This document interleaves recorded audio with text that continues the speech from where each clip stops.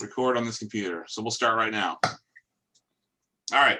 So last time when we finished up, we had just finished clearing out the Duergar Fortress.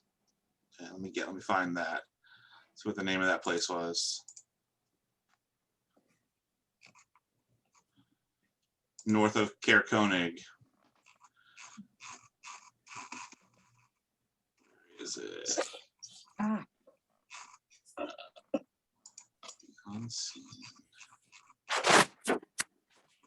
So you cleared out the Duergar outpost.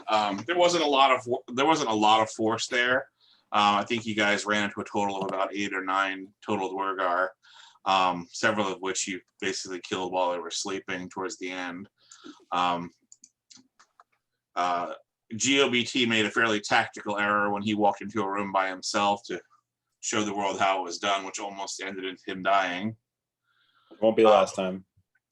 Probably not.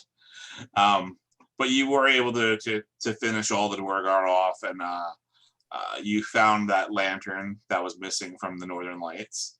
I don't recall I think we ended it right there in the building. I don't think we went back to town.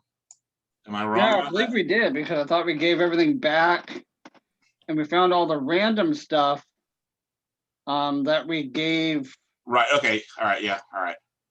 And you also found the note, and I think it was written in Dwarvish. I think I translated it. You were able to get it translated, but I'll read it to you again just so you know. The note said, "Brother." Oh, this note was in the leader Duergar's in his little office. He's the guy who almost killed GOBT. The note says, "Brother, you will find me on the frozen ferry in East Haven. From this new base, the search for Charlemagne continues. Long may our father rule over this dark land. Signed, Dearth.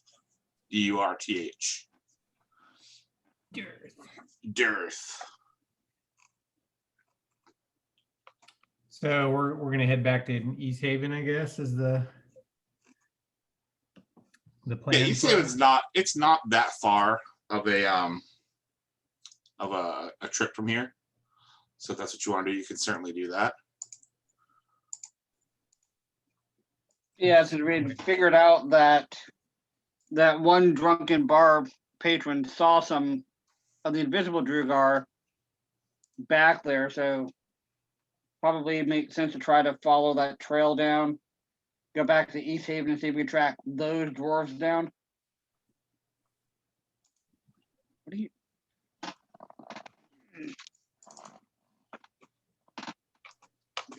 Sorry, I'm just pulling something up here. Trying to get my notes out. In towns, maps, Icewind Dale. Let's get this up on the share screen here.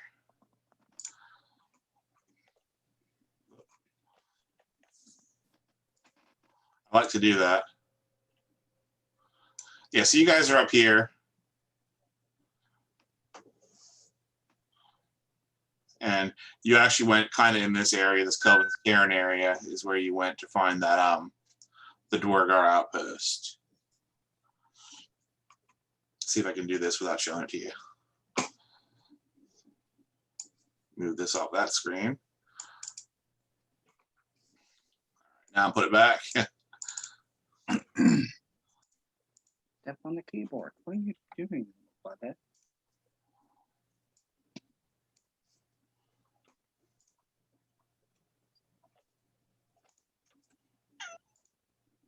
What was that? Oh, that's Argo sitting here on my desk. Oh. I got cat butt in my face on camera. Butts. Butts. All right, so you guys are planning to head back to East Haven? Is that the plan? Yeah. Do we Okay, wrap well, everything up here's- here? I mean, we gave back the lantern. Did we learn anything else from the townsfolk? Not really. Allie and Corey, they were the owners of the bar there. They were very grateful to you for bringing the lantern back. They let you know that anytime you are in the area again, you're welcome there for free lodging and a free meal. They had no idea. They'd never even heard of a Dwargar before, so they had no idea that what it was. You know, the one believed that it was dwarves based on the footprints, but she has no idea what a Dwargar is. Never heard of that. Trovis, the town speaker, he's thankful for you guys for bringing the lantern back and for taking care of the miscreants. But he's also like, he ensures he was hot on the trail anyway. He would have figured it out any moment now. So even though you guys took care of it, it wouldn't have been a problem for much longer anyway. Clearly. So will there shouldn't at this point, I think, us needing to go back to Care Denival and talk to the cult members, because they're more of a bigger picture related group and incident than what we're seeing right now, you think, right? That's a good question. What can we hope to get out of them? They were pretty unhelpful last time. Well, they're ready for a battle, but maybe with this outpost and whatever's in East Haven is like just the scout dwarves. So we're not to the battle yet where we need them. And didn't they say something like that's going to be the last battle, the last stand, or something like that? Something like that. Yeah. Well, they didn't even say they were going to help us in a fight or anything. They just said we could use their fortress. So. Yeah, I think you're right. We could use it. They'll be there, but maybe they'll only fight if they get threatened. So something. Hey Tony, I'm Yeah. not a prude or anything like that, but do you think you could get rid of your F around and find out background so I could put this on Facebook? I mean, on YouTube. Oh yeah, I forgot. It just keeps flickering in and out over your shoulder there.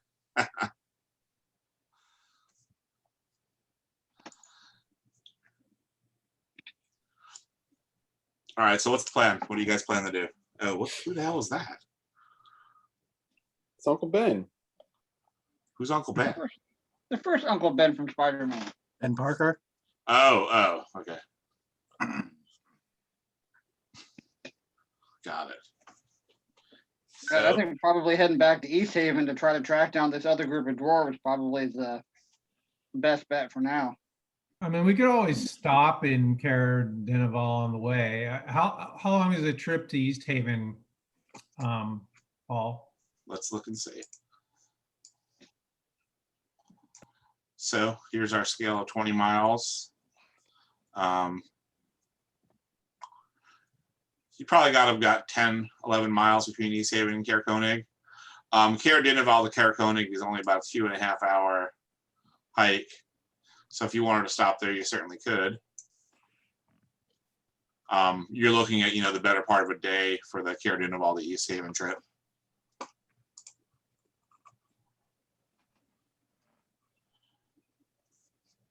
Why don't we just stop and have a beer at Care Denival? If they want to talk to us, they could come talk to us, and then we could just keep going. Okay. I mean, I'm presuming although they didn't seem like they were that on the ball, and I'm presuming they're watching the town somewhat. Well, also you remember that Care Denival didn't have much of a town there. I mean, there's only about 100 total people living in the area, and most of the town was pretty, blocked, not really blocked off, but just like dark. They're really going along with their the lockdown.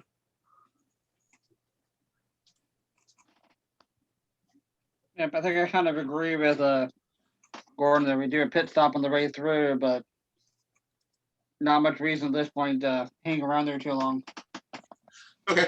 Well, yeah, you can make it there. You make it there with no issues. It's only a couple hours away. Where are you going to the castle? Or are you going to the tavern? Where are you planning to go to? I think just the tavern. Okay. Maybe we should some beers. stop by there, the castle, just to see maybe if they have any info. Or anything new happen, you mean? Yeah. touch base. Okay. Okay. Good. All right. So, like I said, it takes you just a couple hours to get there. So you can approach the castle just like you did previously. The same people are up on the bulwarks there. It's what's his name? Horwar and his girlfriend. Wah. Horwar. That's what I said. No, you didn't.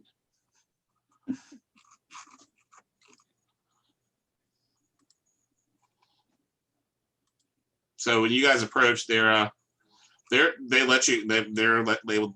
let you in again. Okay. We'll enter. Who greets us? Horwar. Horwar. Horwar. I say to And Felsupara is his. Felsupara is the young one. No, not that. You're talking about the really young one who was Right. open to go work for you guys. No. What was her name? Mare, Mere, Mare. She's Okay. basically like a cleaning person. We don't tell her. So Ramondo says to Farwar, we have tidings from our investigation in Caer Konig. If your Lord cares to hear details, we will be happy to provide them. Let me see if Kadroth is available to see you.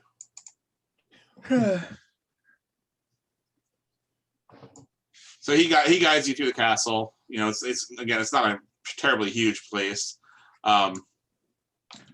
You go there and what's his name is there? Kadroth is what's his Thoob. So outside the door of Kadroth's office, Thoob is there. He's the little guy who opens and closes the door when you knocked on it. So Horwar guides you guys to that room and says, do your thing here. So Thoob is there and he's, what can I help you guys with today? I say, Thoob, good man, we have recently done an investigation at Caer Konig. Would your Lord like to hear details of it? We're busy and on our way to East Haven. If you would like to hear what we discovered, we're happy to tell him. Otherwise, we'll be on our way. Oh, certainly. Let me check with him and see what he has to say, what he thinks of that. Give me one moment while he goes and checks on that.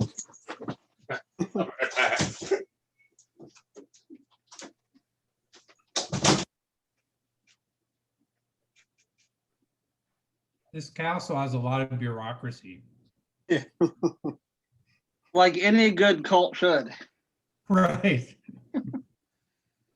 It's all a pyramid scheme. Right.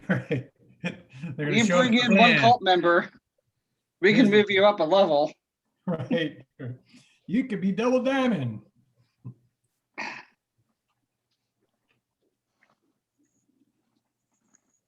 Sorry, I'm like still getting 1,000 text messages right now from work. This is nuts. Hopefully next time I do it, they'll pay me better. And how long till you get to give up the leadership? Until everybody's back, which might be 2 weeks. All right, so Thube comes back out of Kadroth's office and he says, Kadroth will see you now. And he opens the door up and lets you in. So behind the desk there, he's sitting there. You remember what he looks like. He's a red-skinned tiefling, kind of chubby. Looks up at you grumpily. What now? Ramondo does a obsequious bow. Ooh, I Says, like my that. lord, we have traveled to Caer Konig and done an investigation. Would you like to hear what we found there? Certainly sounds, yes, absolutely. Yeah, he's very impressed with your kowtowing to him. Like any Mid-level bureaucrat. Mid-level bureaucrat, exactly. Yes. Um, Barely mid-level. Right. So I relate what we discovered, what we did, briefly, but trying to amplify our exploits and the fearsomeness of our opponents. Okay, so give me an idea of what kind of things you're telling me. I tell them that when we arrived, there was we had indication that some Duergar had been pilfering items from the village people there at Karakonig. We found tracks, quickly followed them, found an outpost that was somewhat sparsely manned, clearly large enough to house a much larger force. And then we quickly and furiously dispatched the peons and the Duergar's captain, and then return the items to the townspeople, and here we are. That's very good work. Very good. What kind of items were they stealing? I described what they were stealing. So the lantern, goats, Silverware, jewelry. silverware.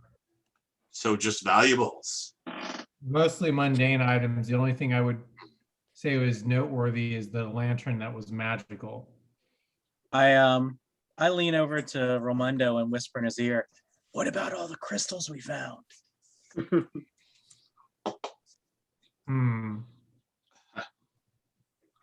What's that? What are you whispering about? My colleague was reminding me that they also seem to have gathered a bunch of crystals. I'm not sure of the value or use of them. What do you have any of them? What kind of crystals? Did we keep them? I don't remember, guys. We buried them in the under the floorboards, didn't we? You've been hiding them. Well, we had the ones from the previous. Yeah, the buried ones are in this town, in this inn. I think Oh, we still that's have right. those. They are here. We got those. Yeah. Not with you, but in town. No, he's talking about the ones we just got, because we wouldn't have had time to bury them in our Yeah, spot. the ones You we guys found said at you- the Outlook. I thought you guys said you stashed them somewhere. Because we got two sets. We got one originally, which we did bury. Then we went to the other cairn and got more, and we haven't hidden those. Okay. Frankly, because we didn't remember. Who's carrying them? Not it. I actually think I might be. The guy with flaming hair. All right, so you've got some of them Inflaming there. eyes. Are you telling him that you have some of them? We may have a few. What do they look like? Big, black, thick crystals. Veiny. Crystals. PG people.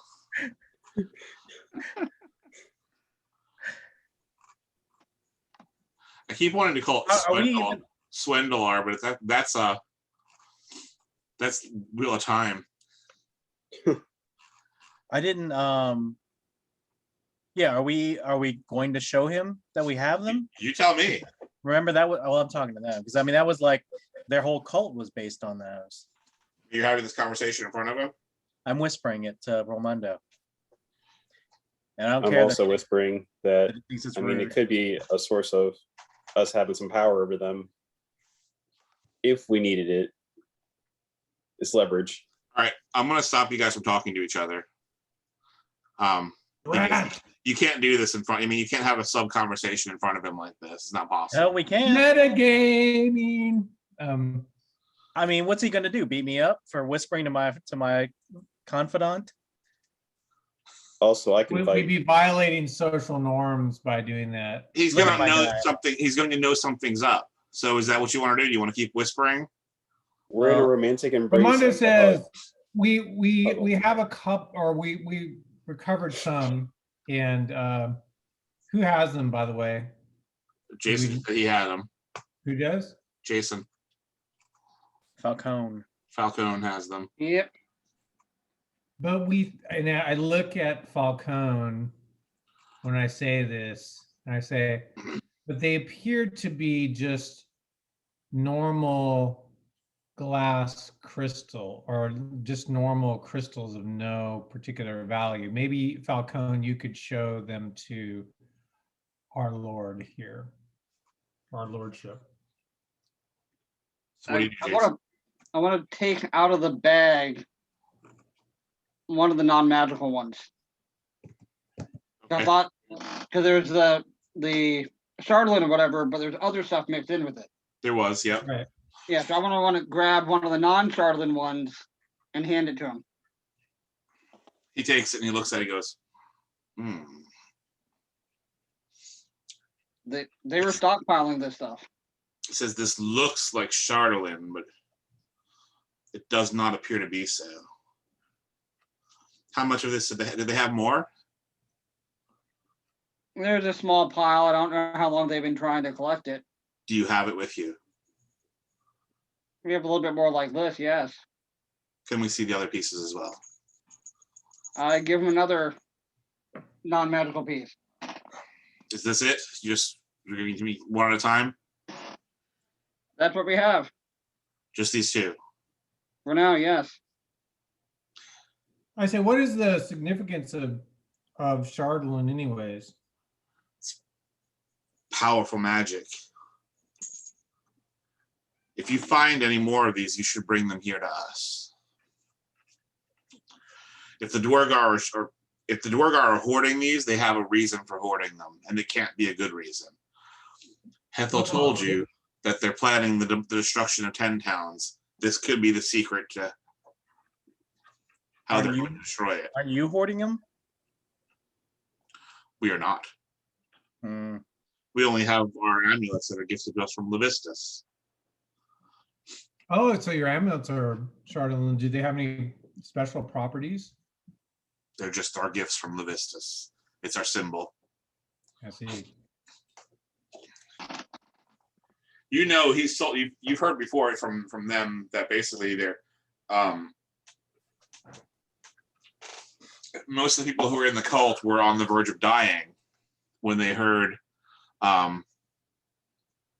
Levistus call out to them in the darkness, and basically agreed to serve him in exchange to stay alive. And they usually found the shard shortly after that. And the shard. And the shards that they've found have been exchanged for these necklaces that they're all wearing. Interesting. I wonder if they have a sustaining property or something that keeps them alive. Could even link them, maybe link them together. Go back to what we heard back from Huar's mother. There's definitely kind of making him aggressive, distant. There's having a personality effect on him. Again, you can't have this conversation just in the room like that. No more metagaming, guys. Yeah. Leave the room. If you find more of this, you should bring it here and save it here to keep it away from them. There's a reason why they're collecting it, and it can't be good. We will, and we thank you for your wisdom, your lordship. Praise Levistus. Yes, definitely. Right on. Maybe. Hell yeah. Hell yeah is probably the right response, actually. All right. So he suggests you. He doesn't The one with suggest it fire. outright, but it's obviously that he's suggesting that you should be on your way at this point. Great. We'll just say hi to our comrades on the way out, and we'll be on our way. Very good. Remember, if you find more of this, bring it back here Absolutely. for safekeeping. For safekeeping. As we're walking out, I say out loud, I guess they're going to stockpile it here. he doesn't react. Evil bastards. Now, there was a common room, right? I mean, not really. I mean, there's a kitchen area. I thought there was like an open area of the stage that had the 2 stairs that went up around the sides. To the Yeah, upper balcony. there is. There's not a lot of people here. So Okay. yeah, I mean, you can go down there. That's where you met Mare. Was in that area. Yeah, that's what Raimondo wants to go try to take another run at recruiting Mare. She already agreed to go with you. Give her a job already. Tell her where to go.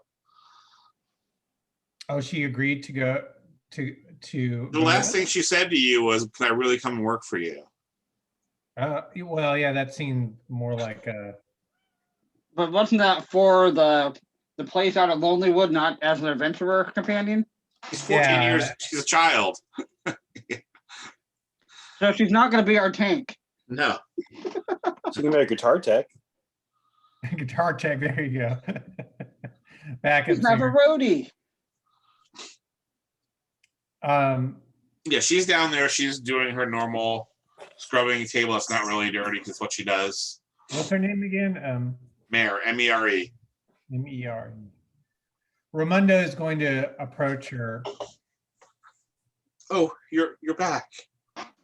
I say, "How are you, my dear? It's so good to see you again." Nothing changes. Oh, as you know, the more things stay the same, the more they change. At least that's what my mother used to say. So, have you thought about my proposition to come and work for us at Lonelywood? She looks around like, that's all I've been thinking about. Well, what would it take for us to entice you to accept our offer? She's confused. She's like, I don't know what that means. Are you free to leave on your own? What do we have to do to? I think I can go if I want. They haven't told me I have to stay. She doesn't have an amulet on her, does she? She does not. Oh, interesting. Okay. Well, how about this? Just to be safe, we're going to say that you're going to come along with us to be our assistant, and keep an eye on us during our travels. But we'll have to make arrangements for you to travel back to Lonelywood. We're on our way to East Haven, but we'll make sure that you are protected, fed, and cared for until you get to East Haven. How does that sound? She's confused again because I'm confused is what you just said. I said that we're basically going to try to walk out of here with her. Oh, And then get her to Lonelywood to work with our dwarven brewery and well, I would need my things, and I should probably ask before I leave, right? I find it's better to tell than ask. Or what things do you have that you need to retrieve? My personal effects, my clothing, my book. Okay, why don't you run and get those, and I will go ahead and handle with who should I talk to communicate your release? Oh, I guess maybe Kadroth again. He's in charge. That seems like a trifling detail to him. How about Fawwa? Well, I guess he's in charge of the gates. I mean, Don't you worry about it. You run and get your stuff, and we'll take care of it. Okay. All right. So she runs off to go pack her things up. So I huddle with you guys and say, "What? Do we just try to walk out of here and not tell anyone?" yeah, I think so. I mean, I don't think you want to try to sneak her out. So let's just when she comes She's not back. affected yet. I mean, I think Walk it's out good the Crystal will front do gate. something to we're them. taking her, but Those crystals have an effect on them. It does something crazy to them.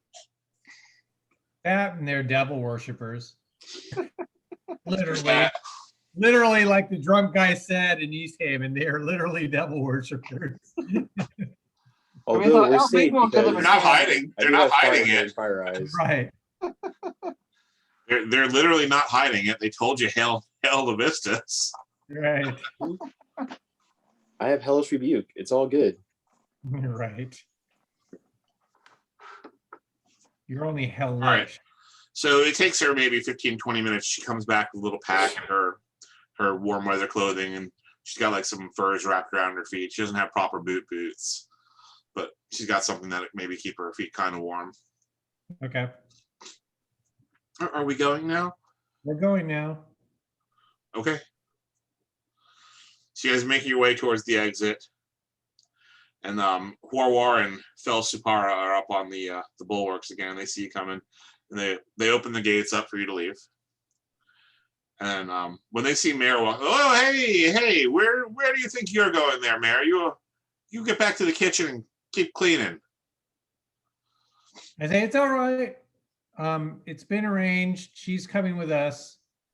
We need her to act as a liaison and also advise us as we on matters related to What's she gonna advise you? She's just a stupid kitchen girl. Oh, I find that she's much more informed and insightful than you might think. Who authorized her to leave? It was what's the guy's name, guys? Pay something. Okay, So so is it Cadrock or tip of the brain? It was Kadrak. Kadrak? Red guy, horns. Kadroth. Kadroth, yes. Sorry. He said Mare could leave. More or less. Well, what's the less part of the more? What difference does it make? Well, who's gonna clean the tables? I'm not going to do it. Find somebody else. There's plenty of people in the town that I'm sure would be happy to You're going to need to send someone back here. Okay, Hear this. we'll make sure that we do that. Okay. With that, he finishes opening the gates and lets you go.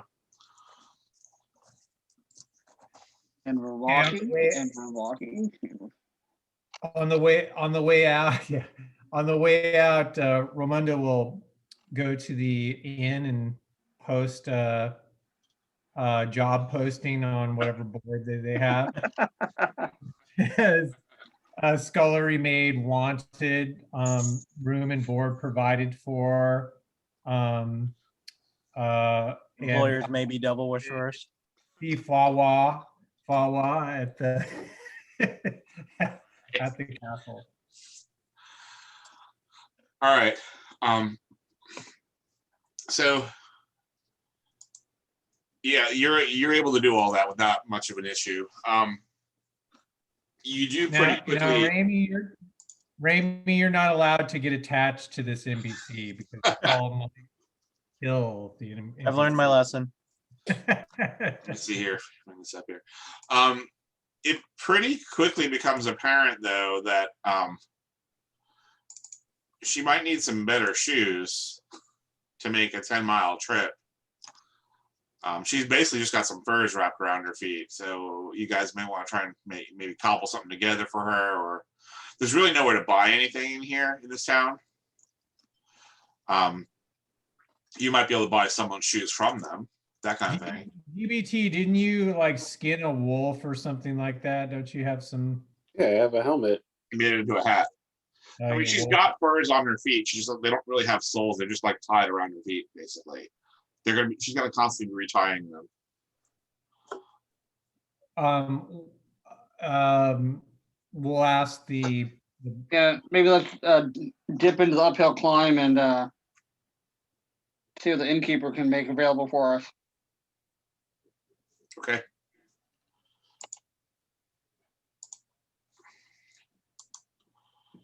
All right. Well, he doesn't, like he said, he doesn't really have anything for sale, but he's willing to sell you his dead wife's boots for gold. That sounds like a steal. Someone pay him.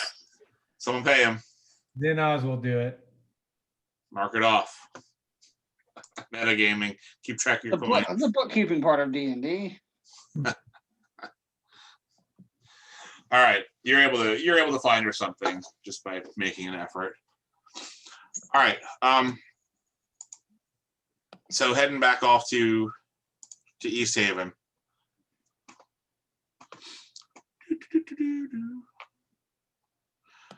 Are you gonna try and go across the water, try and get a ride, or are you gonna do the walk? Like when you came here, you got a ride kind of across the water a little bit, and then you walked in. Probably a little bit harder to do that from this direction, though. You're probably gonna have to take the road. That should be fine. Yeah.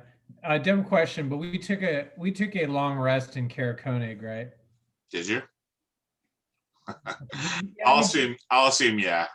Yeah. Okay. I think either just walking might not be or would be stressless enough to count as a long rest, maybe.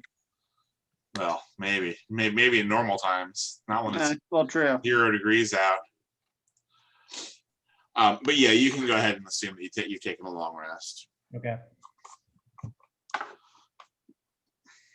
I assume Randy probably already did it. No, because I'm still missing a key point. A key point. All right, your trip on the road is uneventful. You're able to make it there. If you leave, are you going to stay the night there and leave in the morning, or are you leaving right out? What, in Caradenival or? Yeah. No, we're going to get out of there and try to get to East Haven in one day. Okay. Or, All right, so you stopped there for a little while after being in Cairconig. Cairconig, it was a 2.5-hour trip from Cairconig. Assume you spent an hour and a half to 2 hours in the castle talking. So assume you're leaving there around, noon, 1 o'clock in the afternoon, and you've got basically a 10-hour walk. So you're going to be arriving there, 10, 11 o'clock at night. So that's not a problem. I mean, there's not much of a different day and night here anyway, but right. just, just to be aware of what time you're going to be arriving in town. There's gray and darker gray. Exactly. Yeah. Do they close the town down? No, you're able to get in and out. Okay. These towns aren't quite that. Remember, these towns are full of people who were the dregs from other places. So, when you get to East Haven, what is your plan? Are you going back to the inn you were staying at? Or are you okay? Yeah, I think so. That's the one that we gave the. Did we give them the? Who did we give the big pot? The town speaker, I thought. Yeah, gave his name. What the hell's his name?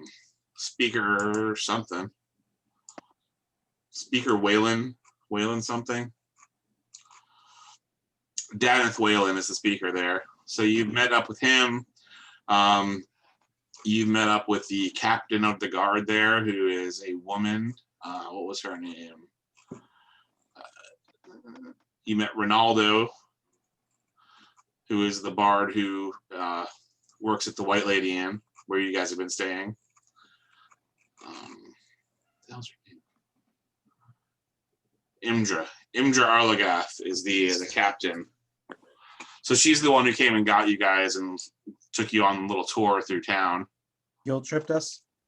Guilt tripped you. I don't know what you're talking about. All right. So you guys arrive at town, like I said, right around, 10, 11 o'clock at night. You're able to make your way to the inn there. Ronaldo is basically just wrapping up his set for the evening. When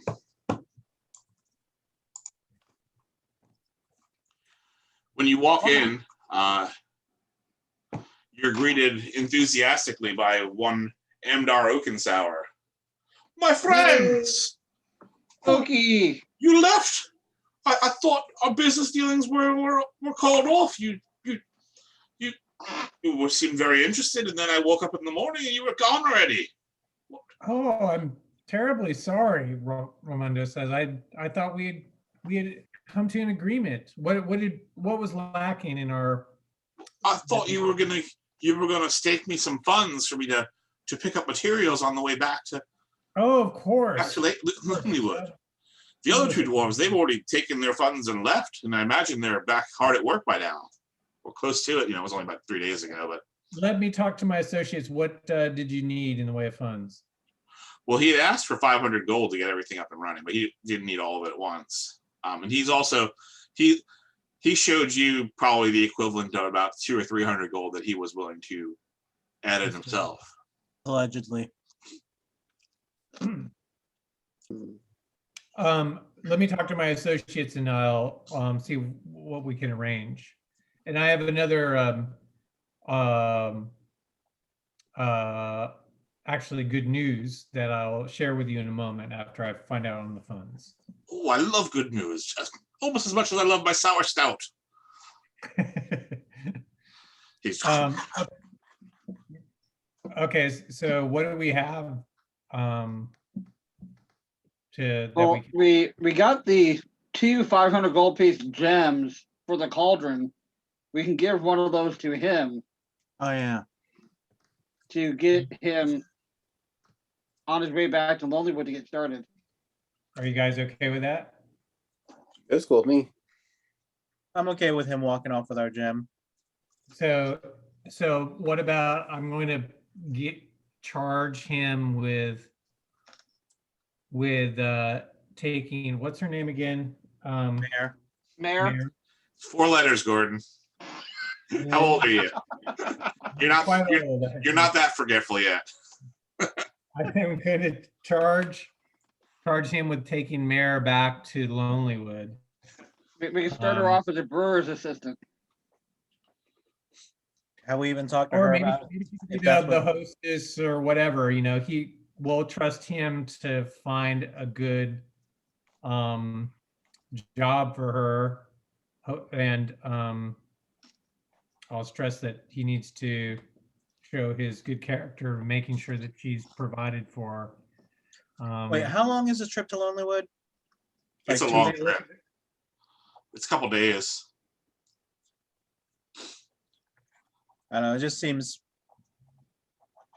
like a better idea for all of us to go and bring her up there, make sure she's set up and not with a dwarven molester.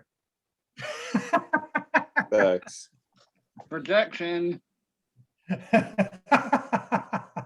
I'm not the one that stole a little girl from someplace, so.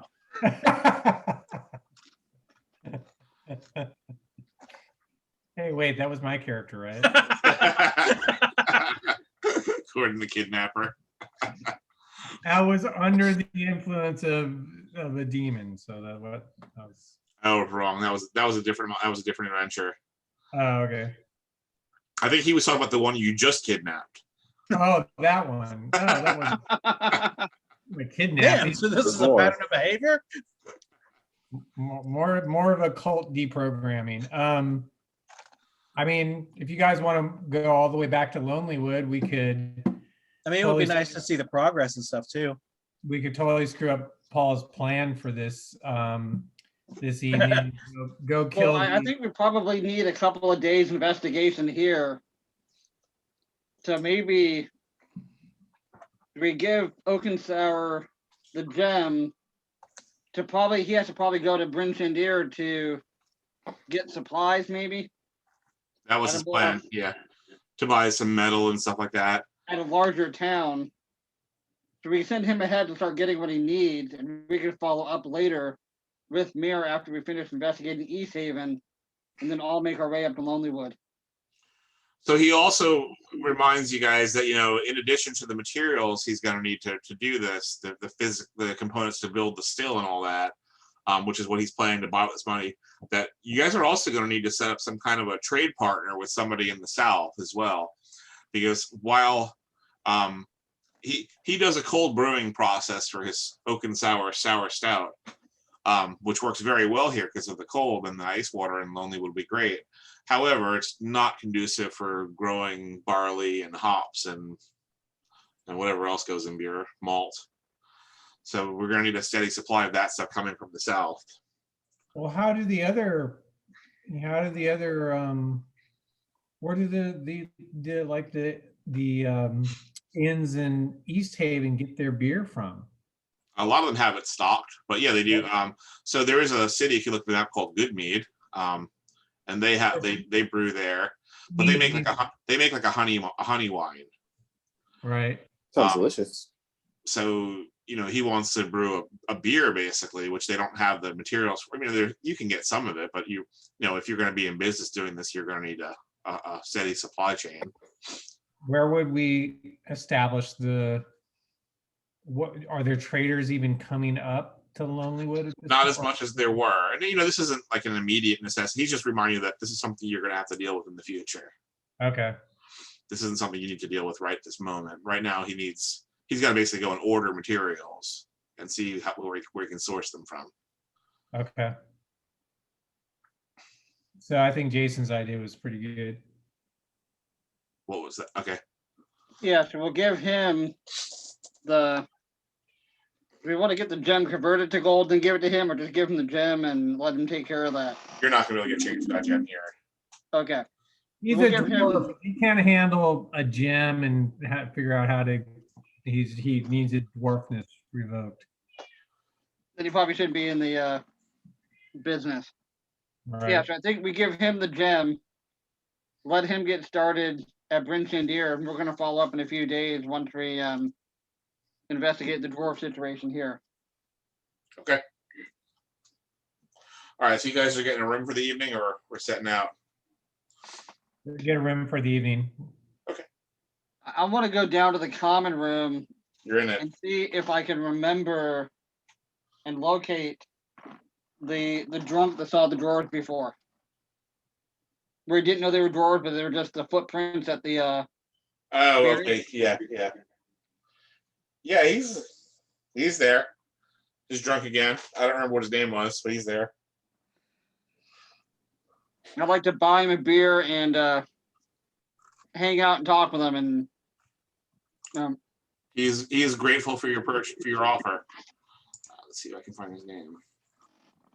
see if he's seen any more recently. Any more what? You saw I'd overheard you previously. You were telling us about the ghost footprints. Oh the yeah, ferry. yeah. They was. What was they? Dwarves. They were feet. Yeah, feet. Yes. Feats. Have you seen them since that night? Feet. You got seal right on you. The fairy feet. The what feet? The fairy feet at the ferry. Fairy feet. Not little ones, big ones. You mean like those little people with wings? Do you have some of those here too? That obviously they couldn't make those big footprints. You were down at the ferry, at the water's edge. The dock. Oh yeah. I was there. Were you there last night? Is it a good visiting location? Because you seem to be there. What? Have you seen the What, feet mate? lately? I see feet every time I stand up. Have you seen the invisible feet? How on earth will I see a visible feet? In the snow. Ramondo says, I think what my friend means is the footprints in the snow. Oh yes, when you walk in the snow, it makes prints. The last time we were here, you regaled us with a story of footprints appearing where there was no person. It was down by the ferry. You said you were relieving yourself at the time. I was taking a whiz. Yes. Yes. Yeah. Oh, I did that. Oh, the ghosts. Ghosts. Yes. I don't know anything about that anymore. Saw that coming. I'll refill his beer for a second time and thank him for his inebriated service. He chugs it. He The hammers left- back. The letter, I'm not speaking to him now, I'm speaking to my friends. The letter mentioned something about a ferry. What how did it describe the ferry? I don't remember Think- that. That's where they were coming from. Oh, yeah, yeah. The Duergar said they were going to be on the ferry. Yes, but it had a specific description of the ferry. What was that? The frozen ferry The frozen ferry, that's right. at East Haven is what I have written down. So Brother, you will find me on the frozen ferry in East Haven. From this new base, the search for Charlemagne continues. Long may our father reign over this dark land. Dearth. So I'm going to ask someone, is there a ferry here in Me, East Charlotte. Haven I that's- point at Falcone. There- Hey, yeah, there's a ferry, but it's been frozen over for months now. Nobody, the Speaker of Wayland insisted that it shut down because it was too dangerous, and now it's completely frozen in Can you tell me where it is? down at the docks. Hold on, I'll give you.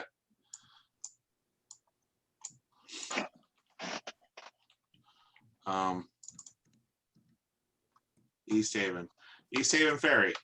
So you guys are not far from it. Actually, it's perfect. It's certainly within whizzing distance. So by scale, that means you could whiz about You could 200 walk. You could walk there for a whiz. that's pretty All impressive. right, let's pee on it. and if enough townspeople whiz on it, maybe it will get freed. Hmm. Yeah. Here we go. Gross. Science experiment. All right, shall we go investigate it? We want to make sure that Mayor settled in our room Oh, upstairs, yeah. or at least knows where to go. Yeah, so Ramundo actually will insist that she retire for the evening, making after she gets a meal. Maybe you should lock her away so she can't escape. Since she's our prisoner. You're getting all social justice on me here. I mean, but what he'll tell her is, make sure you lock the door and don't open it for anyone other than us. Okay. So you're also able to figure out that the owner of the ferry is another tiefling, a guy named Skython, who since the shutdown, he's been basically pretty much spending his time at the Wet Trout, which is another bar on the other side, the far side of town, which you can see on that map. It's a pretty good distance away from here. Do we want to interrogate him first, or do we want to just go investigate the ferry, guys? Wait, you think he's a part of it, or is just maybe unwillingly or unknowingly his property is being used for this? I don't know.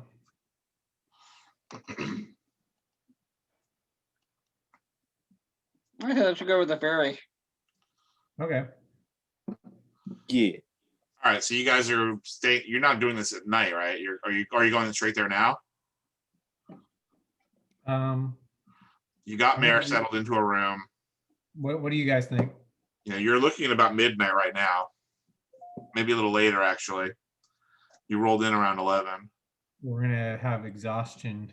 But if they're out here trying to do sneaky stuff in town, this might be like when they're most active. That's true. We can investigate. But they also might be most alert at this time. I don't know. It's up to you guys. What do you want to do? What if we sneak into all their houses and take their crystals? Take I'm their- up for going for it. what do you say? Go for it. Yeah. All right, let's do it. All right. Okay, so it's obviously not a very far walk. I mean, you're only about 200 feet from the docks there. So you get to the end of the dock here, and you can see, you already knew this. I mean, the water is completely blocked in. I mean, it's solid ice from down to the ground in the water here, the whole length of the dock. You make your way out onto the dock there. You see no footprints or anything, invisible or otherwise, in the fresh snow there. Anything that was there seems like it's been filled in. And any of you are able to look at the snow and see that nothing has happened there this evening, at least.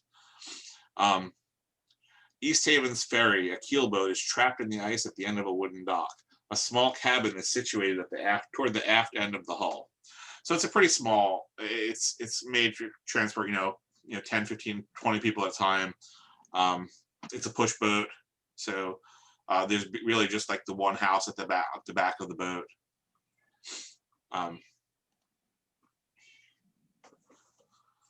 So what are we doing? It is not moving at all. It's just completely frozen in place. No rocking, no worry about falling into the water.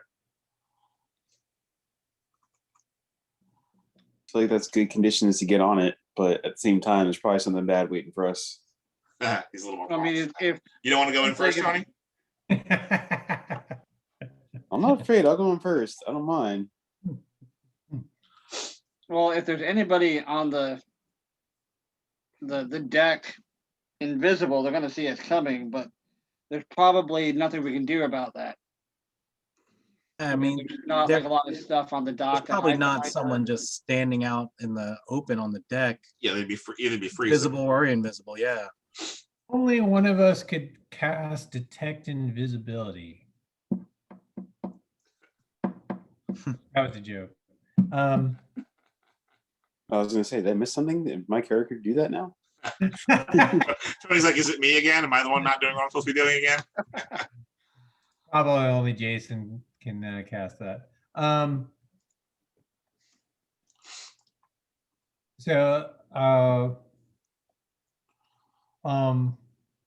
Xenos says, I'll go on. Okay. He jumps down into the boat. Okay. I mean, you can basically step onto it. It's not like it's not tiny. It's a decent sized boat. So yeah, you're able to step on. I'll follow right behind him. You can see that there's fresh snow on the deck, but when you step onto it, you can kind of tell that even though there is fresh snow on top of it, there's ice, but there's also kind of a path that goes to the door. And while most of the boat is completely frozen over in ice, the door is not frozen. The door to the little outpost on the back of it, not outpost, little house on it. Freudian slip. Okay. I'll proceed towards the door. Okay. I'll creep behind him. All right. You're able to get right up to the door with not alerting anything. If there's room on deck, I'd like to hop on as well. There's room for all of you. There's easily room for all of you on the deck. Okay. In fact, there will be room inside of this little hut. There's probably room for all of you in there. It'll be crowded, but not. You could all fit. I will listen at the door. Give me a perception roll. Ruh-roh.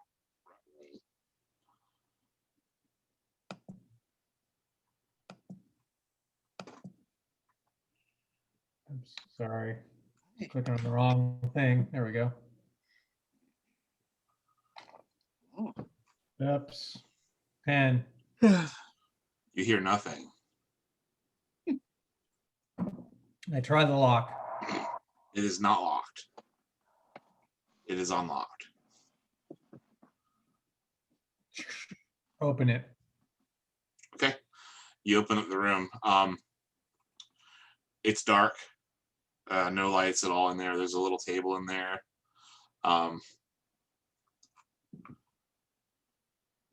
Okay. You can see You see what looks like the remains or the remnants of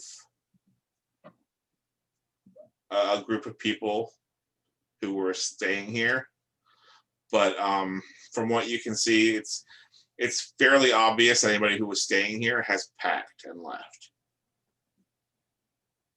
We say the remnants, they mean like debris that people. Yeah, like there's like, you know, like the paper, no, the wrappings that food would have come in, cast off into a corner somewhere. It looks like somebody has been here recently, but is not here now. Zena says, Bard, light, please. And Ramundo says, oh, cast light on the room. Okay, you light the room up. There does not appear to be anybody in there. It's dirty. It's a little smelly. It smells a little bit like a gym locker. So it's like some people were staying there like vagrants, or Yeah, that's kind of the feeling you get. But you know, maybe a little more. You know, they weren't peeing in here or anything like that, so it's not like a right. disgusting smell. But it looks like the remains of people sleeping in a room that isn't made for sleeping yet. But it wasn't Drugar like discrepancy? What does that mean? No. What's that? Jason said, is it Dwargar looking? No. No, as in you can't tell, or no, as in it doesn't. Tell me what would you look for that would make it Dwargar looking? I was going to smell. You're going to smell. Okay. Can do you have scent detection? Yes, it's called a nose. Okay. I don't know what you would roll under, if it's like perception or what. Investigation. What are you trying to figure out by sniffing? If it smells like a bunch of humans, this is Xenos, by the way. If it smells like a bunch of humans have been bunking up here, or a bunch of Jurgar. I mean, well, Dwargar, they're human. They're civilized. They're not. It's not going to smell like orcs. It's just like any other dwarf. I mean, no, I'm not suggesting they have bad hygiene. I'm just suggesting that they have a different smell than humans do. Not that you can. No. All right. I'll enter the Xenos will enter the room and begin searching. Okay. You really don't find anything. I mean, there's not much. I mean, it's a plain wooden table. There's no real storage areas or anything like that. So you see, you know, there's really just like, you know, there's like cups and things laying around where they would have drank from, that kind of stuff. Just kind of a little bit, not a ton of debris, but just a little bit of like food trash left behind. The you know, stuff that they wouldn't, you know, the rag they rub their teeth with in the morning, that kind of thing is on the ground here, but nothing of value appears to be in the room. And there's no Make a perception check. You have tracking, right, Sinas? Yeah, I generally tracking uses survival, which I do have. Go ahead and give me a survival check. Okay.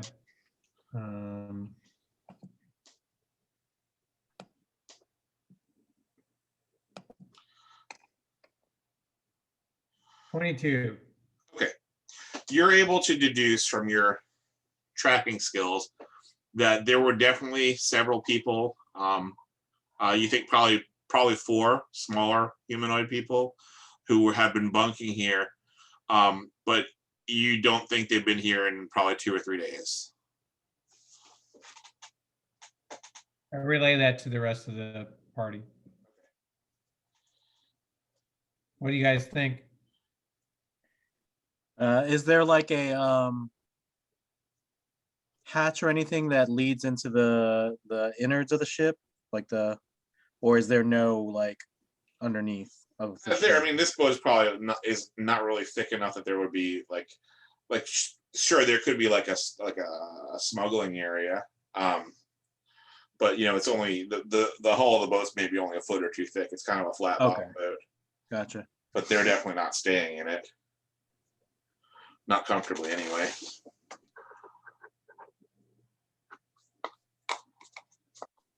Is it possible that they somehow learned about us and they've fled? Well, I wonder if we should go, because the speaker of the town had Chardolin at the town hall, right? That's where the ghost came out of the boat figurehead. Yep. Is it still there? Did these? Xenos Did they says- find what they're looking for to leave town, like you're thinking? Xenos says maybe we should go talk to that tiefling. Which Oh, the one at the wet trout. okay, now it's late at this point. Right. You're looking probably 2 a.m. at this point. They're not even. They're most likely the wet trout's doors are not even going to be unlocked at this point. Yeah, Sounds like an possibly- invitation.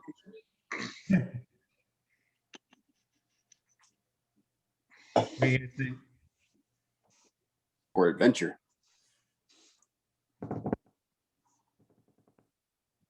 If you want to hit the tiefling, probably it's worth calling it a night and go back to the white lady until morning.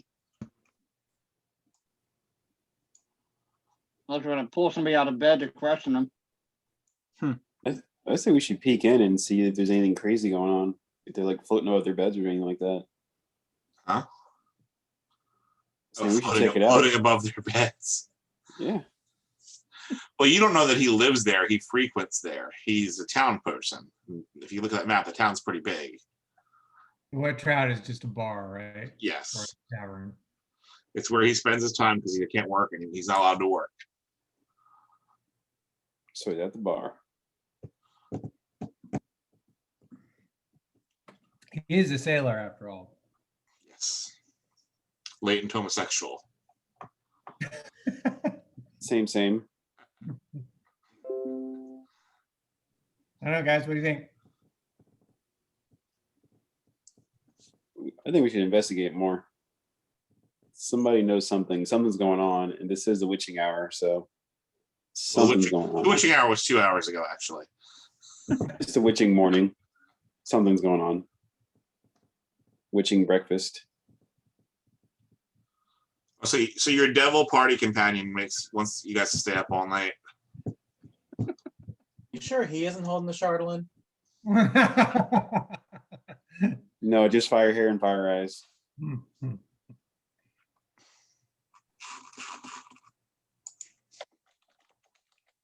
And according to my description, smooth baby octopus skin.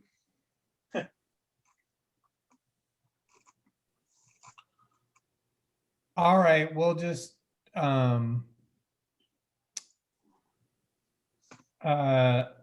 says I'll go with GBT and we'll check out the wet trout. The rest of you go back to the inn. To the white lady. Okay. All right. Okay, so you guys had the three you head back to the inn. Zinaz and GBT head through town towards the wet trout. You pass some town militiamen who are give you the stink eye, like, what are you doing out here so late? But you're pretty much able to make your way over there fairly unmolested, mostly just the welcoming. What's the matter, Tony? That's funny. Just the occasional, what are you doing out here so late? That kind of thing. But you get there and it's shut down for the night.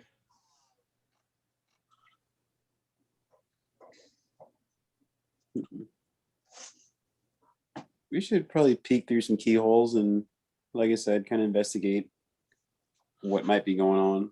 I mean, this is a bar, Tony. This is like a restaurant. The guy doesn't own this place. Oh, so he's just hanging out there. He hangs out here. Yeah, he can't go to work. So he hangs out here and drinks all day instead. And then at night he heads home. But you don't know where he lives. So we should like watch him from a distance and be like, "Hey, what's going on?" I'm going to give you guys that you are not going to gather anything from peeking through the windows in this place. It's just a bar. That's what I mean. Watch him suspiciously while we twirl our mustaches. And you're both getting sleepy. It's been a long day of walking. Xenos says, it was a good idea. Let's go to sleep. He turns around and heads back towards the white lady. I'll pout, but I'll go. Another crying red-haired child. Flaming red hair. 900 degrees minimum. Yeah, it's 0 degrees, the same as the temperature. Okay, did we make it back? Okay. Yeah, you're fine. You're able to get back with no issues. All right. So The town is dead at this time of night. There's nothing going on. right. It's freezing cold out. It's snowing. It was a good idea, guys, but there's nothing. There's nothing happening this time of night here. I'm still suspicious. We'll hit the rack, and then in the morning we'll gather in the common room for a meal and a planning session. All right, so you guys head back to the inn. You find the other 3 members of your party are already asleep. Rime has apparently disappeared. His camera's off.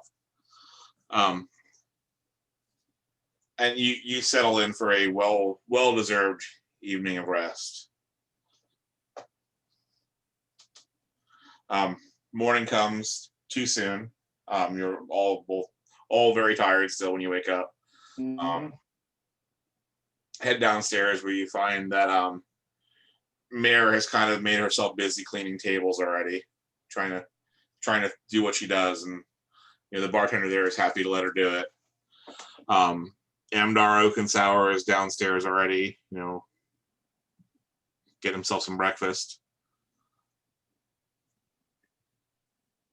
Xenos says, Mayor, you don't have to do that. Well, I've got nothing else to do. I should just twiddle my thumb. She's bored. I don't know what else to do. What is her, does she have a proper kit, like a backpack and boots or what? We bought her the... No, not really. I mean, she was just a servant girl from the castle. I mean, her parents were probably born there, and her grandparents were probably born there, and she knows wipe the tables. Xenos says, do you know how to shop? Oh my God, they're gonna reenact Pretty Woman.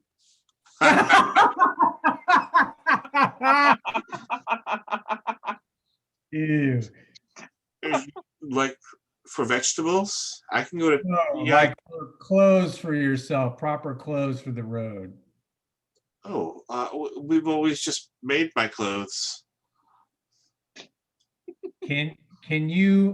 Are you able to go to the market and buy a proper pair of boots and traveling clothes for yourself? And Amdar is like, oh, I can take the young lady shopping if you'd like. Who? Amdar, Oakensour. Oh, Oakensour. Okay, so then Creeping sour, maybe.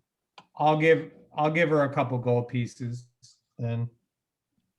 And I'll tell her that your job today is to get properly outfitted because we have another long journey that we have to make on the road. So you gave a child a gold piece and sent her to the candy store. 2. Basically, yes. She's gonna come I'm back. gonna say it's probably more gold than she's ever seen in her life. It absolutely is more money than she's ever seen before. Mark it off. Come back from my iPhone. So while you guys are negotiating this, another familiar face comes into the bar. Captain Imdra Arlagoth comes in, and oh, there you are. We had heard you back in town. Speaker Whalen would very much like to speak with you as soon as possible. She seems kind of frazzled. Ramondo will say, I'm sorry, go ahead. We were planning on coming to see him anyway, so that is very good timing, Captain. Good. Can you come now? Sure, I believe so. Okay. Ramondo, is there Everybody? something wrong, Captain? Yes, there was. I'm going to let Speaker Whalen speak to you about it. Very well. There was a theft. Dun dun dun. Who done it? It was the ship's prow or bow or whatever it was, wasn't it? You say that? Yeah, say that. She looks at you like, how did you know that? Yes. You are now officially part of our case. How did you know that happened? Rime put together the whole story. Well, I mean, didn't someone else mention it earlier? Jason mentioned it. Jason said it. Or did Yeah. Jason? Sorry. Yes. Sorry, Jason. Well, I think Well, I we'll I explain it bow when we get to the and I speakers. pointed- Probably don't want to. bow and point at Falcone and I'm like, nerd, please explain. Well, we should, before you explain, let's go talk to the speaker. Yeah, there's some things there we probably don't want common folk to hear. That might freak them out. The common folk were like, what? What are we getting freaked out about now? Well, there's got to be a We're out war. of toilet paper. You better get down to the market quick. The pine goes. All right. So she leads you on a amazingly, the route to town hall is only about 6 or 7 minutes, as opposed to the normal 3-hour route. Must be really important then. So she brings you into town hall there, and she tries to tell you let's get everyone together because and discuss it all at once. She's pretty much in a panic at this point. Brings you to town hall and brings you through that room, and in that room where the statue thing was, you can see it looks like it's kind of in like, it's mostly gone, but there's still like some piles of pieces on the ground, but it looks like somebody smashed it to bits and carried off a good portion of it. Gotcha. I don't remember us asking, but when we fought that ghost lady and she was banished or whatever, was she still on the prowl? No, when you touched her, when you came within a certain distance from her, she kind of floated off of it. Okay. So it was just a plain boat thing. Yeah. Yeah, it was a Okay. figurehead. Figurehead. And most likely the people who built it didn't know what it was. They just thought it was a cool piece of crystal to make a figurehead out of. Hmm.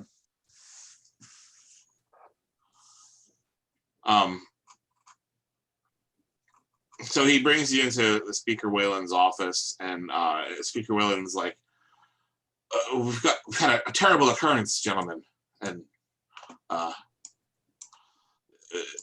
sometime in the past 3 days, or sometime during the evening 3 days ago, someone broke in here and destroyed the figurehead and carried away a good portion of the vast majority of it was carried away. I know that this stuff is evil. I have no idea who would have stolen it or why or where it went. We have a good guess as to who. Hi, fellas. We totally can't see that. It's just blurry. Yeah, it's too blurry. Oh, is that your miniature? Yeah. Oh, cool. I sent a better picture in the chat if you want to take a look at it. So he kind of looks to you guys.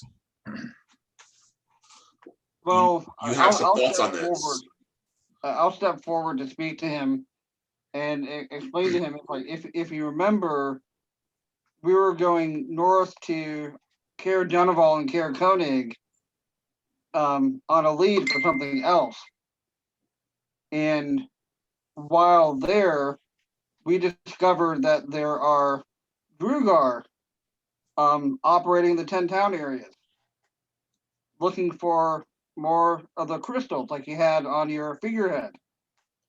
While we were there, we learned there's a group here in East Haven doing the same thing.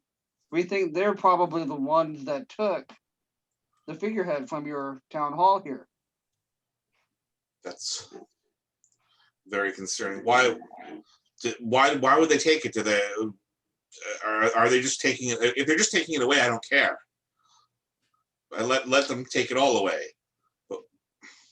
We believe they're using it for some purpose to harm the 10 towns. All of them. Fairies. But we don't believe know it to has, what means or methods yet. And we're we not completely sure where they might have gone to from here. This is all very, very concerning. Yes, it is. What should we do? Is there any more of the crystals here in East Haven other than what's left in the hall here that you know of? There's probably some. I mean, people, that stuff's all over this place. Small pieces of it get found all the time. I mean, this was definitely the largest concentration of it in one place. Are there They any didn't other even- smaller collections of it? Well, they didn't even take all of this. They broke it apart and took a lot of it, but it seems like they carried as much as they could and left. Asking the captain, has there been an increase of random thefts in East Haven? Things missing? He's like, this is a for 10 towns. This is a fairly big place. There's always thefts. Nothing out of the ordinary that I've noticed. Hmm. Did they leave any trace behind?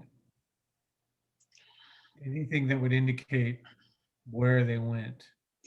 The town hall is pretty much vacant in the evenings. By the time we got here in the morning, there was not just the damage. It was several days ago as well. So did they break in any windows or doors to get into the town hall, or was it open? They picked the lock. Okay. Hmm. Is there only one ferry for the town? There is, yes, one, and it's been frozen. I shut it down quite a long time ago. What does the ferry have to do with this? The Durgar might have been using it as like a Temporary. base of operations. Yeah, Yeah. temporary base of operations. Well, we should certainly go there and see if they're still there then. We already inspected it. There was nothing. He's sweating. I don't know. There's also something else as well. Are you hiding stuff from us? No. I understand from Captain Imdra that you were here during Dazan's execution. Yes. The Red Wizard. Yes. Well, you may be aware that we executed him due to the fact that he murdered several residents of East Haven, several hunters and a few others. However, one of them, who we thought was dead, recently made his way back to town. His name is Milbor Tafarak, and he said that Dazan hired him to guide him to some some cave or cavern that he found when he was out on a hunt, and that once they were there, Dazan turned on them and killed all of them, but he was able to escape.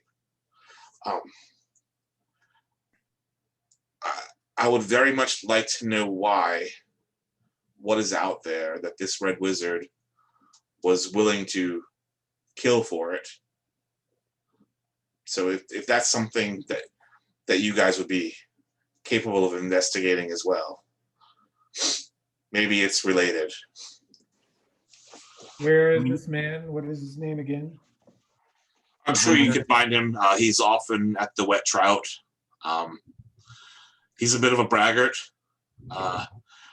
He's mended quite well, and he is probably ready to go back out hunting again soon, if he hasn't already started going. And I think we will look into getting some information from him and see how it connects possibly to the Drugar that we believe we're here. Do we know if, is it known if the Red Wizards It is known. with Duragar and stuff?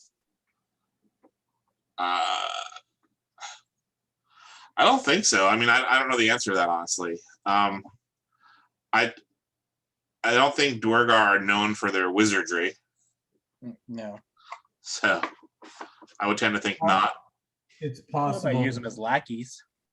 That's true. It's possible that the red wizard is drawn to the power of the black crystal in the same way that the Duergar are, but for his own purposes.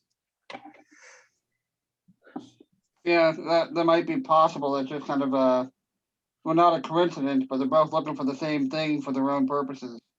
Right. All right, tea break. I'm going to the docks. I'll be back. Let us know if you see any invisible dwarves. What are you doing? Make up your mind. Ow. Oh.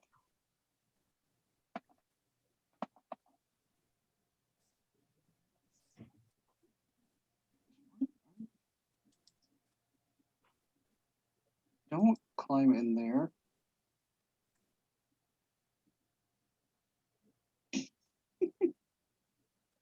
Yeah. No. No.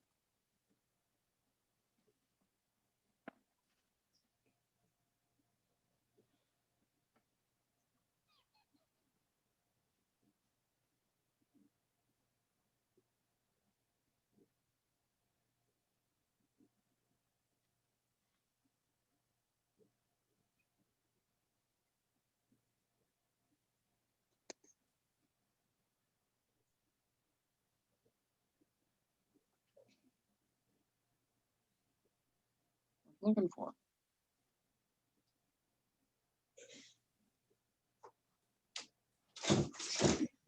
Everyone see.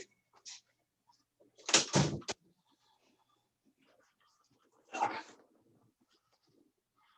back. Okay, we're just waiting on Gordon and Rime. Come here. What are you Grainy. Grainy. He sure thought that was funny. Sure did. Grainy and Groblin. I'm sure he still does.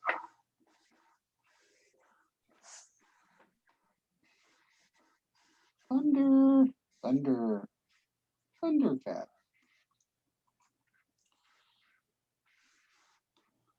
All right, are we all back? Ow. Ow, ow. All right. So he really does. Speaker Whalen really doesn't have anything else to share. He's very concerned about multiple things here.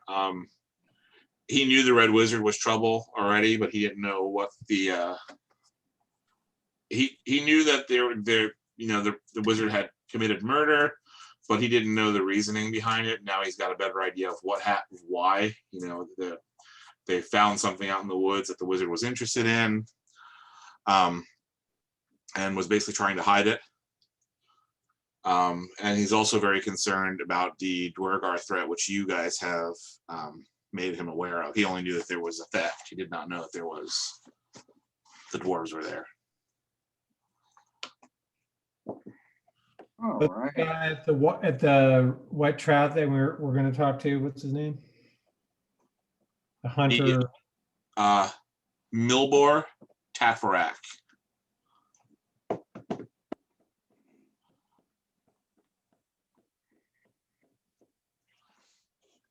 Since Jason's not taking notes, playing with his cat.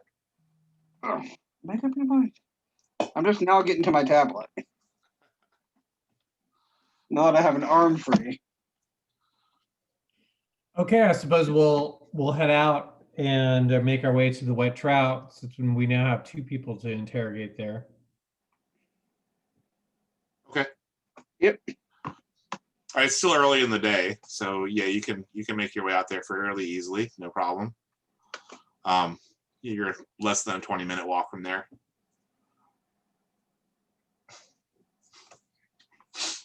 Let's see if I can find the description of the wet trout for you.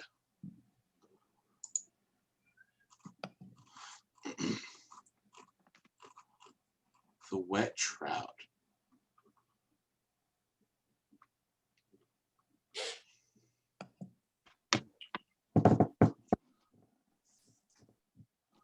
Okay, so yeah, it's a slightly bigger inn. It's not really an inn. It's a slightly bigger bar than the White Lady Inn. There's more space devoted to drinking and ribaldry. It's loud even this early in the morning. It's loud there.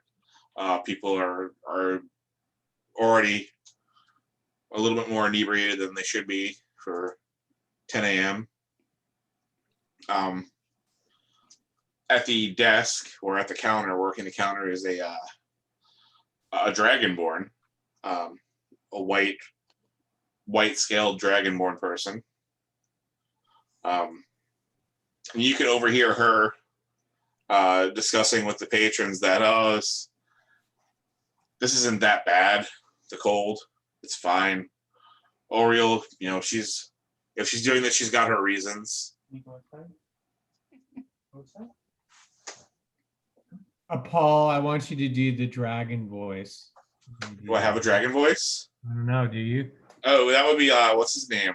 I'm a dragon. I'm a dragon. Yeah. What was that from? What was that? Dragonheart. Dragonheart. What a terrible movie.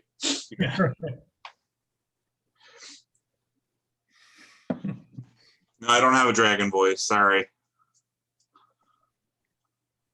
Yes, from now on, all dragons will have Sean Connery accent. John Connery's accent. Yeah, especially even the female ones. Sebastopol.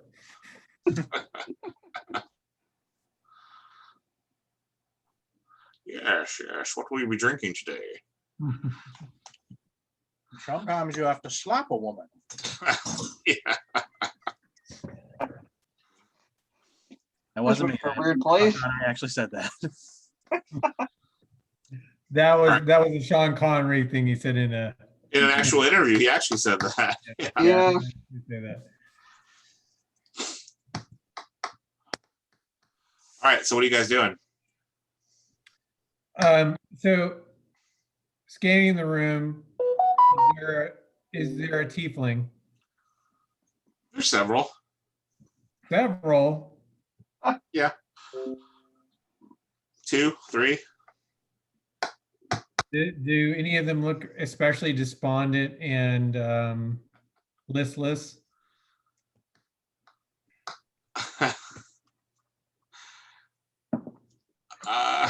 What's the name of the guy? I'm not sure if that's a. No, there aren't. No. Oh, What was the name of the barge owner again? Skython. Skythong. Seython. Seyth. SCY. Scython. I say DBT. This is Ramondo speaking. You and I will try and find this Scython character and interrogate him. Falcon, see if you could find the Milbur. Milbor and find out what he knows. Drake, try not to punch anyone. Neither one of them are difficult to find. Everyone knows Skyphon, and the other guy is a braggart, Milbor. He's as soon as he hears his name, he's like, "What? Who's looking for me?" So we'll talk to Milbor first. All right. So does it look like he has a full beer? Need some food? Grease the wheels anyhow. He's not drinking heavily. He's there for breakfast and a bit of a buzz before he goes out hunting. Just telling him that the speaker, passed on his name to us based on his unfortunate involvement with the Red Wizard. Yeah. Fortunate. Unfortunate for him. It cooked his ass. True that. I'm still here. Tried to kill me. He didn't work out for him, did it? What actually happened when he attacked you, or the party you were with? Oh, he nuked those bastards. Yeah, I was just on the outskirt of it. We walked into that upside down underground building, and he seemed happy with what he found and turned around and did one of those wizardy things like this and blasted the whole damn room. Turned everybody else to dust. I made it out. I think he thought he got me. Not me, though. I just got a little singed. Lucky for us that you're still here. Would you be able to take us back to where you took him? To this upside down building you talked about? Sure. I could certainly do that, but I've got other work to do. I'm out hunting the Red Yeti. So, I'm not gonna be hunting the Red Yeti. I'm gonna need to be paid. We could definitely come to some sort of arrangement there for your time. 100 gold it is then. That sounds a little steep just for taking us out to a building. Well, it's an underground building, and it's upside down. Drake puts his hand on his shoulder and says, "Stop it." He blinks at you. Stop what? Being a fool. Oh, fool. Does a fool survive a fireball? No, I think not. Yeah. They're easy. You just dodge them. Barely an inconvenience. Suppose you dodged a lot of fireballs then. We'll give you 10 gold. No. 20. 20. Up front. 15. 20. 15. I'll go hunt the Yeti. The Yeti's worth 8, 9. Go ahead, make up a number. Go ahead. 800-900 gold. You think you can take a Yeti by yourself? Oh, I know. I've done it before. Hmm. Best Yeti hunter in East Haven. Ask any of these people. They're like, oh, it's all right. That guy over there says you're the worst. I point at some random dude. He walks over and punches the guy in the back of the head. He just punches him. You say that about me again? I didn't say anything. I didn't say anything. No one will punch me again. It broke my teeth, damn it. All right, 20 gold it is then. Good.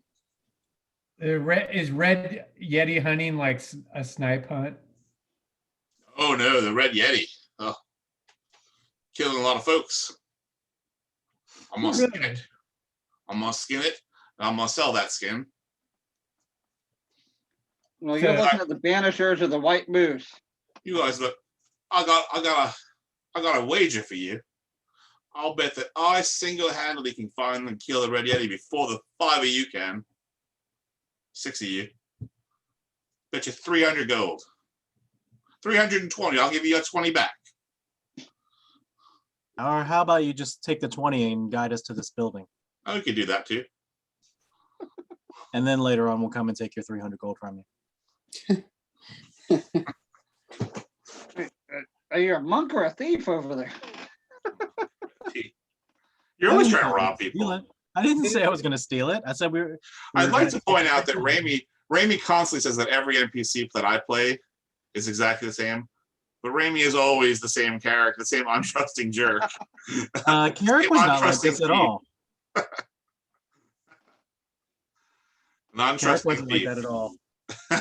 I don't know what you're talking You guys about. have a codependent DM kind of relationship. You shut up, Gordon.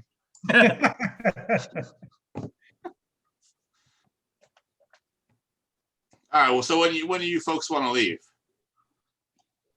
We got a good 3-4 days in the wilderness of hiking to get there. 3 or 4 days. There's no roads where we're going. Going Back to the Future. Xenon says first thing tomorrow morning. All right, meet us here. Do we need any equipment other than standard equipment for traveling in 10 towns? He looks at you and goes, thought you folks were adventurers. We were. That's why we prepare and ask intelligent questions. I thought you were an expert. Got him. As fellow experts, I figure you prepare yourselves. Yeah, dress warm, bring a gun or a knife, sword, whatever. Bring some food. Yep. My handy Probably pocket. want to bring some first aid stuff. You're gonna get hurt. I'd guess. He points at. Dang, I forgot his name. He points at Falcone. He goes, "Bet that one's gonna die." Yeah. Okay. So we agree on something. I like to lodge a complaint on that statement. This skinny one here points at Raimondo. Yeah. He just Ramondo's laughs. not there. Oh, he's not. That's right. He went the other way. The other side. Ramondo and GBD are interrogating the other guy. All right. Then, yeah, that sounds like a deal. 20 gold to the upside down underground building. We'll be here tomorrow morning. You don't want to take the Red Yeti bet then, eh? 300 gold on the table. Me versus you. I think I'm good. Thank you, though. Xenon says, I'd like to hear a little bit more about the Red Yeti. Was it Yeti and he's red? I don't kill things just for money. Oh. Why does it need killing? Is it harming people? Well, let's think about that for a second. What color is Yetis normally? Well, it depends on the region, but usually they're white. Okay. So what would turn a white creature red? Eating gingers? It could be Covered in Strawberries? blood. That's right. Covered in blood. That's why it's the Red Yeti. Okay, so not strawberries. Metaphor than an actual description of the I don't know what a metaphor is, but if it Okay. means a word for describing something, yeah, that's what it is. Why is it Red Yeti has been killing people around East Haven? Killing people all over. Killing people, killing livestock, killing whatever Yeti gets his hands on. Not much longer though. Pretty soon that Yeti's gonna be some rich man's new fur coat.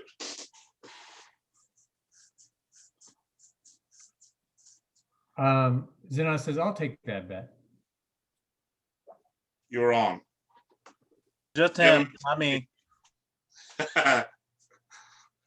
What's that?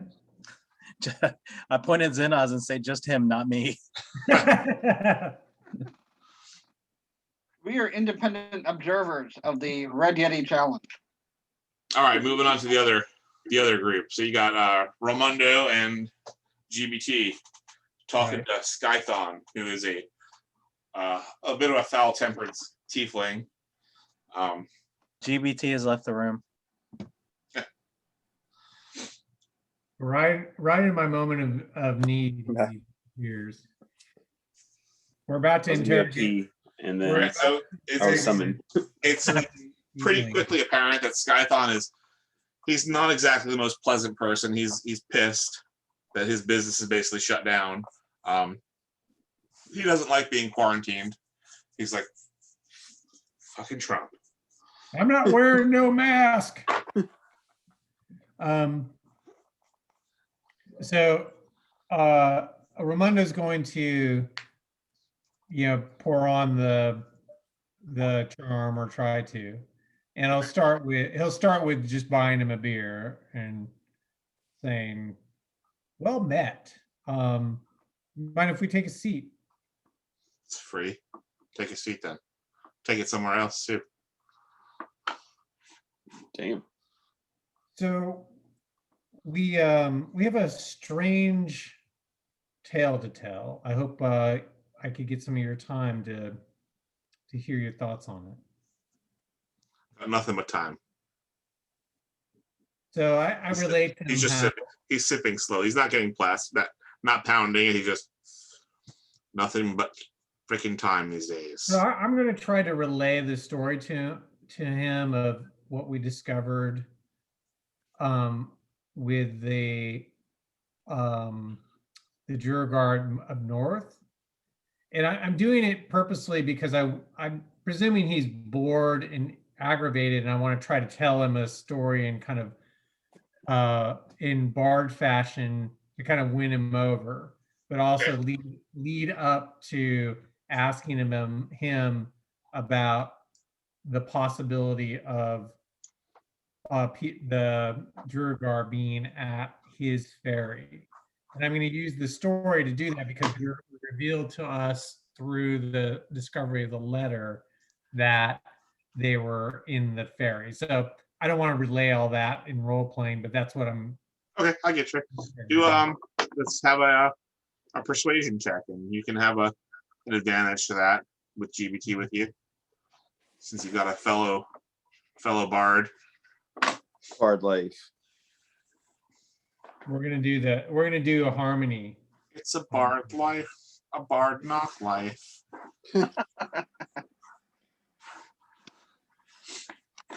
Oh my gosh, I'm +7 for persuasion. I knew I did this for. And you got an 8.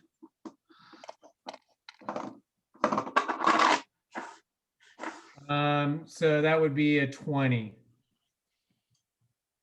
Okay. Why are you starting a cult? Right.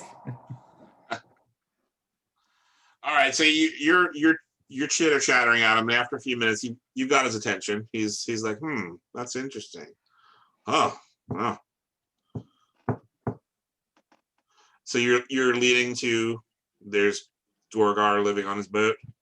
Yeah, basically that's kind of the reveal is what we found. And I want to get him to respond to it and provide information, basically. Get him kind of to engage in a conversation with us, not in a threatening way, but it kind of like, holy crap. When you get to the point where you're like, and they were on your boat, he stands up, he's like, they're there now? Let's go kill those bastards right now. Well, be at ease, my friend. He's like slapping payment down the bar. No, let's go. No, If they're on my boat, I'm gonna go drown them. I say, please don't be angry with me, but last night, as soon as we got in, we went to check your boat, and we found evidence that it had been occupied, but it had been abandoned in the last couple of days. So you're telling me some stinky dwarves are living in my boat?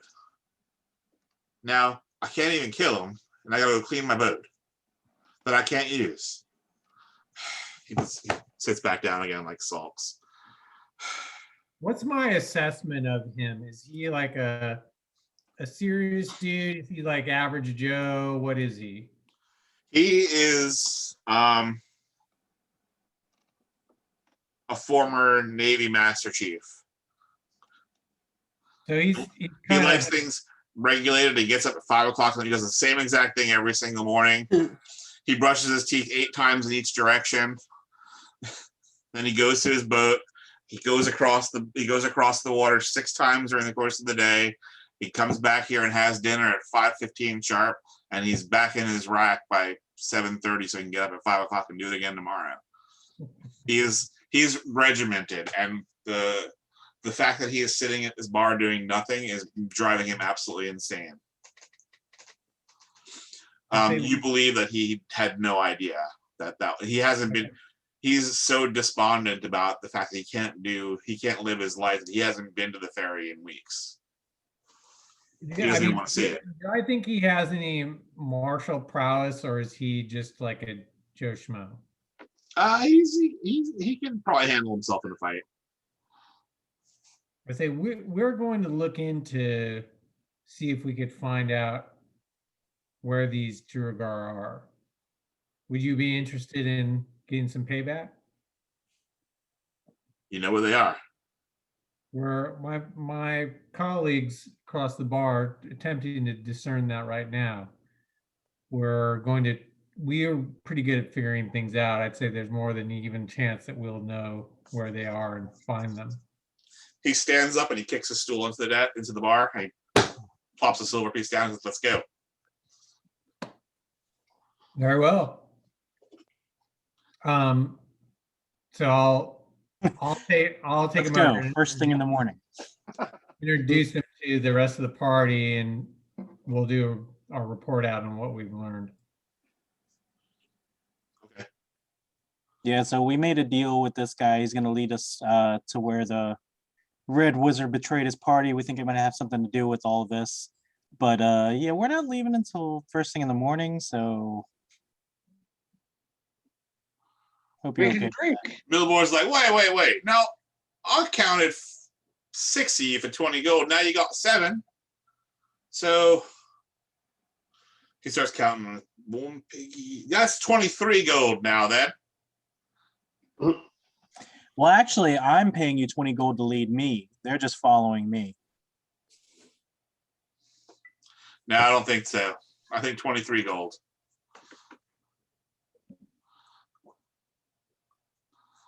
I don't like this guy. Hustler. I can't really do much up here if he's hunting an imaginary Red Yeti. Why is it imaginary? You think it's imaginary until it tears your head off. With the white moose imaginary? Where are we subtracting the payment for this guy from? I don't even know if I have 20 gold. You'll be happy to take that 500 gold piece gem you've got. He'll be happy to get a kick to the face. You guys have got some money. Yeah. We've got, each of us have money. That's why I'm asking, where are we subtracting the money from? Are we all chipping in? I don't have that much money. There I you don't go. either, but that's why I'm asking. Rime, Uh, Carrick the cheapskate. I have 31. So what is that? 5 each would be his pay. Well, 6 for 3 of us. There's 5 of us, right? Oh, I keep forgetting about some people. Well, there's 6 of you because you got 2 characters, Gordon, right? Yeah, but we're not asking. There's 5 of us. Well, there's 6 of us, but there's 5 of us that are paying. We're not asking the Dive honor. tiefling. Well, he would be a 7th person. Oh, I'm counting myself. Never mind. I'm counting the boxes What up the the- screen. All right, I'm subtracting 5 gold. I'm fine with that. Okay.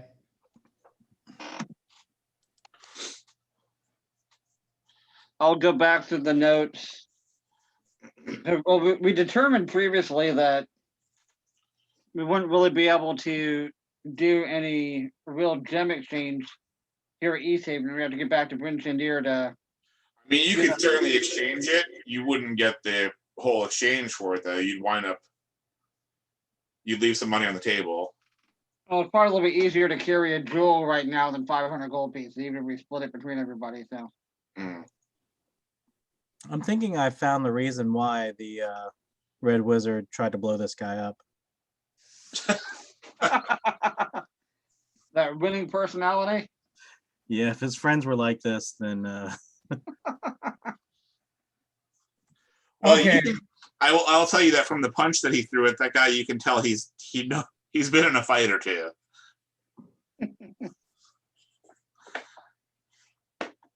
So he's tougher than the average mook. Yes, yeah, he's quite a bit tougher. Okay, so we've made arrangements to meet somewhere first thing tomorrow morning. Yes. Back here at the trout. All right. So I don't think we're gonna set out on the trip tonight, but I do think you guys should figure out what you're going to tell Mare, since you brought her here and told her you were taking her to Lonelywood, That's what and I now you said. guys are going off into the wilderness. So, um, Well, If Well, if the White Lady Inn is fine with her helping, yeah, we can ask the innkeeper if he'll like keep her busy. You know, we'll pay a copper a day or whatever. well, she's working. We ought to get paid for her. Oh, you got us. Wait, Jason just said that we so ought we're to gonna get paid. camp her out. Is that So what you feel like you should Wow. get paid for the young lady's work, Jason? That came Wow. out very, very wrong. Yeah. So Jason's a trafficker now. All right. Wow. So it's what's his name? Falcone Epstein. If she's an employee at the end, she can be paid by them, hopefully. Yeah, but is he's what I'm doing us a trying to favor. imply. Yeah, He's basically babysitting No, and yeah, letting her, you know, play in the inn. He probably doesn't have enough free space that he doesn't need her. mhm. So he's not going to give her a room. But I you guess- guys do find out very quickly that in the several hours you've been gone, that Mare and Amdar Oakensauer have become fast friends. She just absolutely adores him. excellent. He brought her all over town and helped her pick out clothing and sweets and stuff like that. She's like, Ooh. I bought all this stuff. I've still got. Well, I hardly spent any of it. I'm rich. Well, I'm glad you enjoyed it. Now give me my change back. Amdar tells me that he's going to be working with you as well. That you all are his partners. Right, That's correct. like we said, we're making something wonderful, and we're glad that you're going to be part of it. But we So have to I'm go. a partner too. You're not a partner. You'll be an employee, but you're going to learn how to run an inn, and you'll have a very important position. But we need to go on and do some work and investigation, which may take us away for a day or two. And you need to stay here. Well, hold on. He told you that the tower was 3 or 4 days away. Right. So Oh, okay. You're at least 6 days out, even if you go there, turn around, and come back. So we're going to be gone for several days, but we've made arrangements with the innkeeper. You'll stay. We'll pay for a room here, but we would like you to work with the innkeeper. And since you're going to be helping us running an inn when we get to Lonelywood, this is an opportunity for you to learn the ins and outs of how inns are run. So beyond wiping tables, you should pay attention, keep your eyes open, and learn how the inn is run day to day. It's a great opportunity, don't you think? Oh, I guess. Okay, I can do that. Will Mr. Oakensauer be staying with me? I don't know. Will he? He's like, I can stay for a while longer, sure. He'll stay as long as he can. But we will be back. This is a very important matter that we must attend to before we make our way back to Lonelywood. Okay, so she's running over to the bar. She's like, I'm here. I'm supposed to learn how to run your business.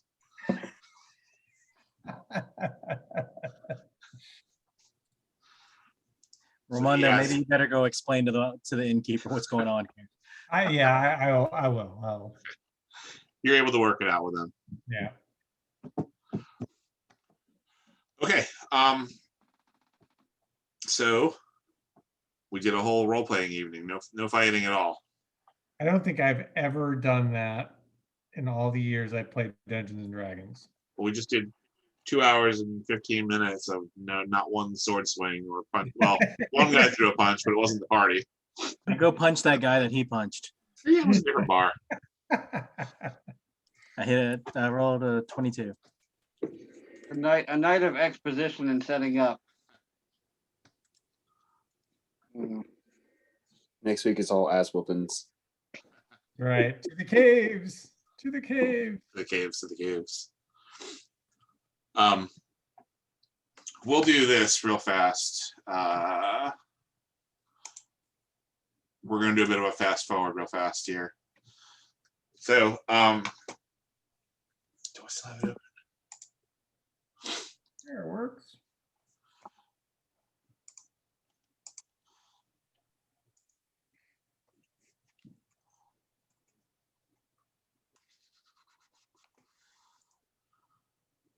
All right. So we're just gonna do, like I said, a bit of a fast forward here real fast. So we can delve right into it next week. He takes you out there. He leads your group out there. He spends a lot. He spends a lot of time bragging and telling you what a great hunter he is. He also seems to be like, it's like when Jack White talks about what a great guitar player he is. You think he's a douchebag, but it's probably true.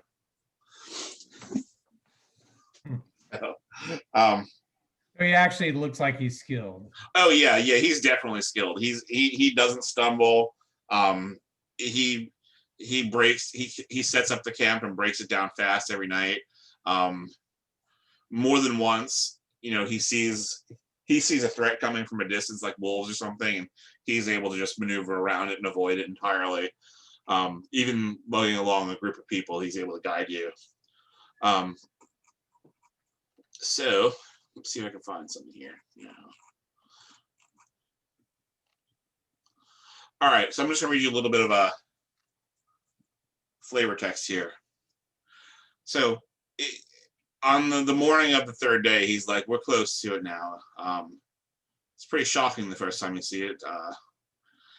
So this is him talking about a 20-foot high, irregularly shaped spur of rock juts out of the tundra ahead of you.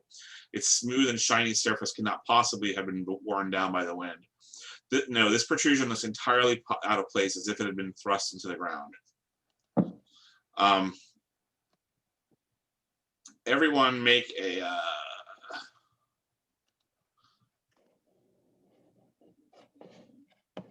Jason, make a history check.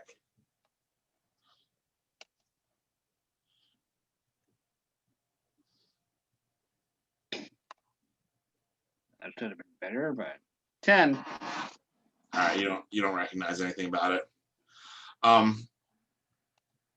It's a crazy looking thing. It's like it looks like part of like the spire of a castle, but upside down and stuck into the ground like a dagger into the ground.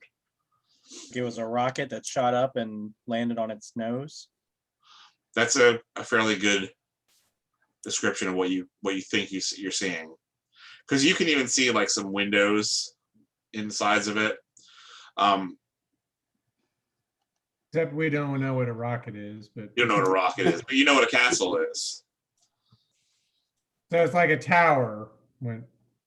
It's like a tower stuck into the ground, yeah. And that's where we're gonna call it over for the evening. Sounds good.